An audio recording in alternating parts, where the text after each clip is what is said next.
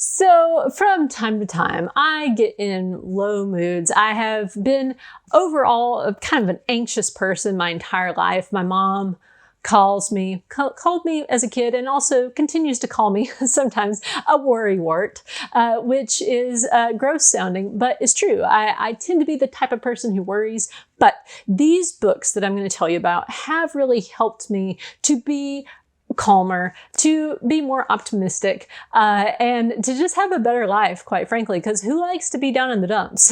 And these are in no particular order. I couldn't pick my absolute number one. Well, actually, probably the last one's my absolute number one, of course, but all of these have helped me in different ways, depending on what I needed at the time.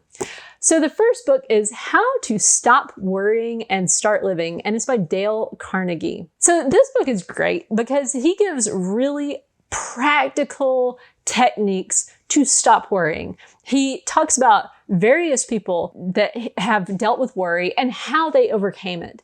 And I just love that kind of a book when you're talking about real people who solved their problems. So this book was written quite a long time ago in the early part of the 20th century. And so it's just interesting to see how people have struggled with worry for a long time. Things we think are new worries, they're not new worries. The next book is called The Gift of Pain. And it's by Paul Brand and Philip Yancey. And so Dr. Paul Brand, I should have said Dr. Paul Brand, he was a medical doctor, and he worked with people with leprosy. And this book, you might be thinking, well, how does that help you? But actually, this book explains how pain itself, something that we kind of think of as being a bad thing, can actually be a good thing. It's a gift. Pain is a gift. And this book, I think it's an excellent book. It's one of my favorite books I've ever read. And it helps you to reframe any pain that you're in. So highly recommend. Next book, Change Your Thinking, Change Your Life by Brian Tracy. So Brian Tracy is actually like a motivational speaker, specifically for sales. And my husband started listening to him when he first got into sales. And we checked this book out of the library. And this was a time when we were just broke, basically. We had very little money. At that time, we also had small kids. And my son took an ink pen and wrote in this book. He wrote in it with pen and he marked on it. And so I took it to the library and I showed them. I was like, my son marked in this. And so they made me buy the book. And the book was like $20, which back then, I mean, still, I would not enjoy paying a $20 fine, but back then it just felt like this is the last thing we need right now is a $20 purchase. And I remember in that moment just being so upset. But as it turns out, this book was worth way more than that in how much it helped me in my life. It helped me to understand my mindset problems and it helped me start to change them. And so not only did it help us financially, but it also just changed my life in a lot of other really great ways. Like, for example, I ended up losing 80 pounds and I have been able to keep it off because of the mindset advice that I got in this book and others like it. The next book is Mindset by Carol Dweck.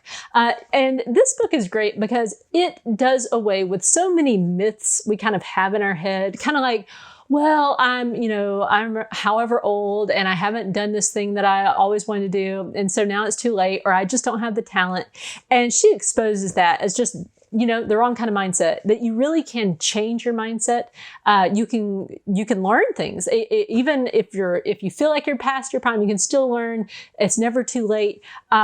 It's just a very inspiring book. And so it's great, especially if you're feeling kind of behind. If you feel like you're behind and you just didn't accomplish what you wanted to accomplish, read this book and it'll help you. The next book is, and I don't have a copy. I can't believe I don't have a copy, but it's Awaken the Giant Within by Tony Robbins. And this was the first book I read that really woke me up. I mean, before this, I did not understand my own mental dialogue, my inner dialogue, the things that I was saying to myself. I didn't understand that that was something I could change. I didn't understand how much it was hurting me to be in that kind of negative mindset. I didn't understand that I could change things, that I could change my emotions, that I could change my reaction to things.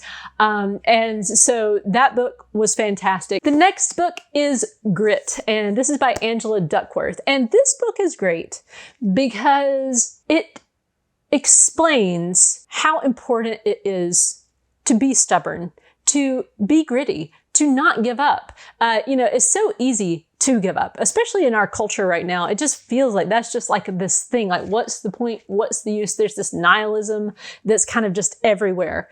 And this book explains just how important it is to hang in there, to, really pick yourself up and to not quit. And what's great also is she explains exactly how to build your grit. If you are just not naturally a gritty person, she gives you some real concrete examples of what to do to become gritty. And the great thing is she even has a graph that shows that your life enjoyment actually rises as you get grittier. The next book is Drive by Daniel Pink. Now, this is a great book because it explains motivation. And so if right now you just don't feel motivated or you're just struggling to get motivation, I would highly recommend this book because it does explain what motivates us and actually what doesn't motivate us. Because a lot of times we think, oh, well, money, that's the motivator. But in fact, there are usually other things. There are deeper things like freedom, the ability to just have autonomy in our lives that are actually driving us.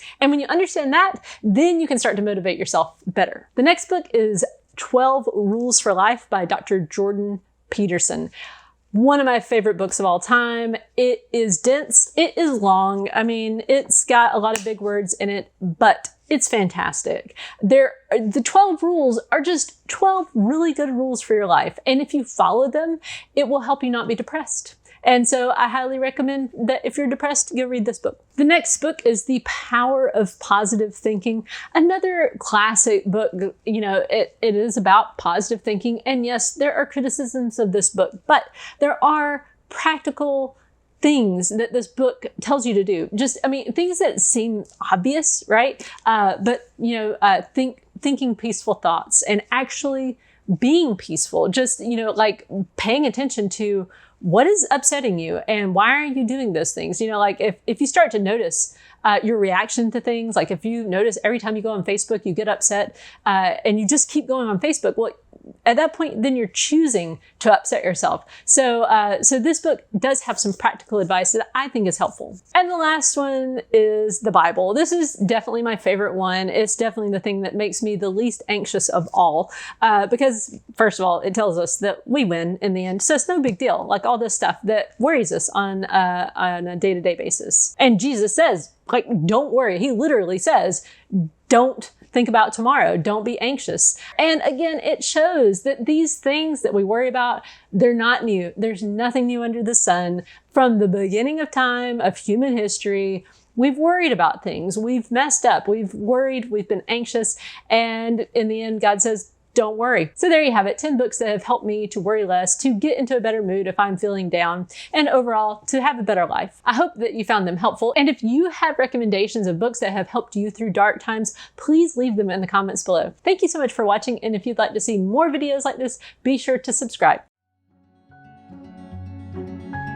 Allie McGee comes home from school one day to find that her little brother Pete is gone. She remembers the imaginative stories he told about a magical tree in the forsaken forest, and she immediately sets out into the woods behind her house to find him.